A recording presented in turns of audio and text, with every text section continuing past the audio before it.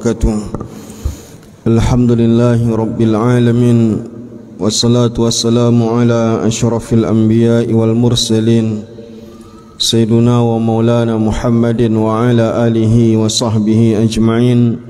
Rabbi shrah lana sudurana wa yassir lana umurana wa ghafir lana zunubana, amin ya rabbal alamin. Bismillahirrahmanirrahim. Iza jaa nasrullahi wal fath wa ra'aitan nasa yadkhuluna fi dinillahi afwaja fasabbih bihamdi rabbika wastaghfir innahu kana tawwaba. Surat An-Nasr yang baru saja kita baca ini, yang terdiri dari 3 ayat, Iza jaa nasrullahi wal fath wa ra'aitan nasa yadkhuluna fi dinillahi afwaja fasabbih bihamdi rabbika wastaghfir innahu kana tawwaba. Ada ulama mengatakan ini adalah surat yang terakhir yang Allah turunkan. Ada juga yang mengatakan surat ini turun sebelum Rasulullah memerdekakan kota Mekah. Namun Ibnu Abbas ketika ditanya oleh Umar bin Khattab mengenai tentang surat An-Nasr ini, kata Ibnu Abbas, surat ini adalah surat yang berbicara tentang akan wafatnya Rasulullah sallallahu alaihi wasallam. Ketika surat ini turun, maka dibacakan oleh Rasulullah kepada anaknya Fatimah. Maka Fatimah menangis, lalu kemudian tersenyum. Pertama, dia menangis karena Rasulullah membisikkan bahwa ini pertanda bahwa Rasulullah akan meninggal dunia. Yang kedua, Fatimah tersenyum karena memang orang yang paling pertama yang akan berjumpa dengan Rasulullah kelak akan adalah Fatimah, anak Rasulullah sallallahu alaihi wasallam ini. Maka ada 2 tanda bahwa Rasulullah akan berakhir masa tugasnya sebagai nabi. Di antara tugas besar Rasulullah sebagai nabi di akhir-akhir tugasnya adalah bahwa tanda kematian Rasulullah itu sudah dekat adalah ditaklukkannya kota Mekah ataupun Rasulullah memerdekakan kota Mekah. Maka Rasulullah wafat pada tahun ke-10 dan kota Mekah itu ditaklukkan dan dimerdekakan oleh Rasulullah pada tahun ke-8 Hijriah. Dekat sekali jarak antara dimerdekakannya kota Mekah dengan wafatnya Rasulullah sallallahu alaihi wasallam. Nah, kita ingin bahas kenapa ayat ini yang mengiringi itu. Apa terkandung dalam ayat surat An-Nasr yang kita baca tadi? Pertama, kata Allah Subhanahu wa taala, Iza jaa nasrullahi wal fath. Apabila telah datang pertolongan Allah dan kemenangan. Artinya apabila telah datang kepada Allah pertolongan dari Allah sehingga kalian merdeka, sehingga kalian tertolong, sehingga kalian mampu menaklukkan kota Mekah. Karena pada zaman itu yang ini kan adalah kota Mekah, yang dimerdekakan adalah kota Mekah. Wa ra'aitan nasa yadkhuluna fi dinillahi afwaja. Kamu melihat bahwa setelah kota Mekah ini ditaklukkan, maka orang-orang akan berbondong-bondong masuk ke dalam Islam. Karena ketika itu Rasulullah memberikan pilihan. Setelah Rasulullah merdekakan kota Mekah, Rasulullah kasih pilihan. Yang mau Islam silakan masuk Islam, yang tidak Islam tetap dengan kekafirannya pun Rasulullah tidak akan merusak, tidak akan membunuh, tidak akan membantainya. Maka pada saat itu orang berbondong-bondong masuk Islam. Meskipun tidak semua orang yang memang tulus masuk Islam. Ada yang Islam demi menyelamatkan keselamatan jiwanya. Lalu kata Allah, fasabbih bihamdi rabbika wastaghfir.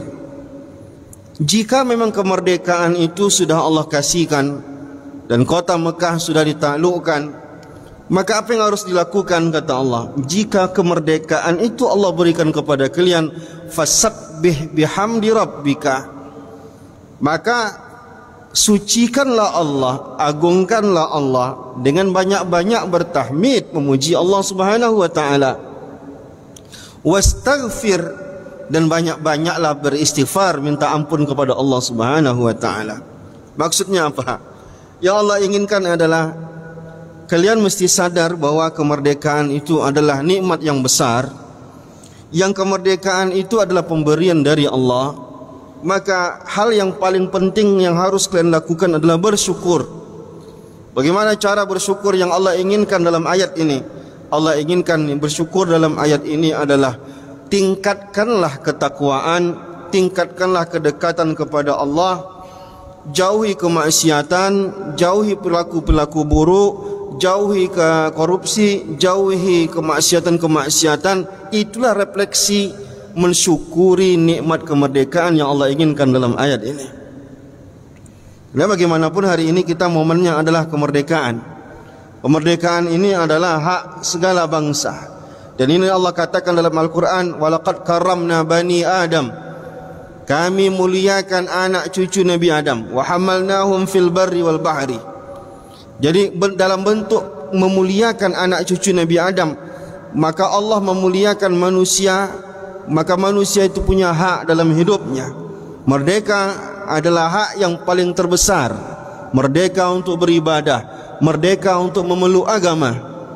Sehingga dalam Islam memaksa orang untuk masuk Islam itu dilarang. La ikraha fid din. Tidak boleh ada paksaan untuk memaksa orang untuk berganti agama ke agama Islam. Tidak ada paksaan. Wajib merdeka. Merdeka dalam jiwanya, merdeka dalam kebebasannya, merdeka mencari nafkah, merdeka untuk beribadah, merdeka untuk belajar dan segala macam. Itu adalah hak yang dijamin dalam Islam. Bukan hanya dijamin dalam undang-undang, tapi Islam sudah lama menjaga kejaminan itu. Maka segala bentuk penjajahan dalam Islam itu adalah hukumnya haram. Dan orang yang berjuang untuk membela dan memerdekakan negara yang terjajah itu dianggap sebuah perjuangan jihad di jalan Allah Subhanahu wa taala.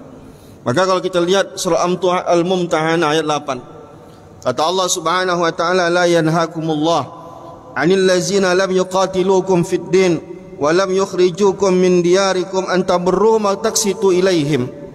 Ada dua alasan kita boleh berperang. Ada dua alasan kita boleh berperang, terutama melawan orang kafir. Yang pertama alasan kita adalah, pertama diperanginya agama kita. Dia perangi kita karena kita beda agama dengan dia. Maka kita pertahankan agama kita. Mati pun kita disebut dengan mati syahid. Dan perjuangan kita membela agama sampai harus terbunuh itu adalah jihad di jalan Allah. Yang kedua kata Allah, wa tukhrijukum min diyarikum. Diusirnya kalian dari tanah air kalian. Maka orang yang mengganggu kita, menjajah tanah air kita, mau mengambil tanah air kita, mempertahankan dan memerdekakannya, itu adalah sebuah jihad. Maka kalau kita lihat dalam sejarah, kalau kita lihat bagaimana pahlawan-pahlawan nasional kita dalam memerdekakan Republik Indonesia, kita lihat banyak ulama. Ulama ketika mengangkat senjata untuk melawan penjajah, ulama meneriakkan kalimat takbir Allahu Akbar. Karena memang nilainya adalah jihad. Bagi mereka mati dalam memerdekakan negeri itu adalah mati syahid jalan Allah Subhanahu wa taala. Nah, oleh karena itu Bapak Ibu yang dimuliakan Allah, hari ini kemerdekaan itu Allah berikan, dan Allah ingin kita menjaga kemerdekaan itu dan mengisinya dengan banyak-banyak bersyukur. La in syakartum la azidannakum wa la in kafartum inna azabi lasyadid. Dalam hadis kata Rasulullah, in iza qulta alhamdulillah faqad syakarta fazadak. Intinya adalah rasa syukurlah yang dapat menambah nikmat kemerdekaan ini. Kita mungkin sudah merdeka dari penjajahan-penjajahan, tapi kata-kata orang banyak hal-hal lain yang masih terjajah bagi kita. Kita mungkin masih terjajah dalam beberapa aspek. Oleh karena itu, untuk bebas secara utuh hanya Allah yang mampu membebaskan keterjajahan itu. Dengan cara apa Allah membebaskan? Fasabbih bihamdi rabbika wastaghfir. Banyak-banyak berzikir, banyak-banyak mendekatkan diri kepada Allah. Karena secanggih apapun senjata yang kita miliki, kalau Allah ingin kita tetap terjajah, maka selamanya kita akan terjajah. Tapi walaupun kita tidak punya senjata untuk memerdekakan negeri ini, tapi Allah katakan merdeka, maka bambu runcing pun akan memerdekakan kita. Assalamualaikum warahmatullahi wabarakatuh.